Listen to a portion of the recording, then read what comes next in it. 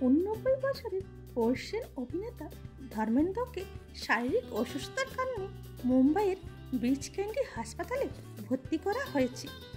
কিছুদিন ধরেই ধর্মেন্দ্রের শ্বাসকষ্ট শুরু হয়েছিল। এখন তাকে তাই ভেন্টিলেটরে রাখা হয়েছে। পরিবারের সকলেই একে একে অভিনেতার সঙ্গে দেখা করতে হাসপাতালে আসেন। ধর্মেন্দ্রের দ্বিতীয় স্ত্রী হেমা মালিনী ও ছেলে সানি দেওলকে হাসপাতালে দেখা গেছে। তারা দুজনেই অভিনেতার দ্রুত আরোগ্য কামনা করেছেন। ধর্মেন্দ্রের ছোট ছেলে ববি দেওল ও মেয়ে ঈশা দেওলকেও হাসপাতালে দেখা গেছে। তারাও বাবার আরোগ্য কামনা করেছেন।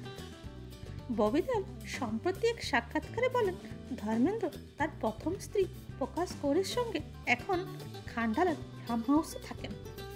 যাই হোক, আমাদের তরফ থেকেও রইল প্রার্থনা যাতে অভিনেতা শীঘ্রই সুস্থ হয়ে ওঠেন।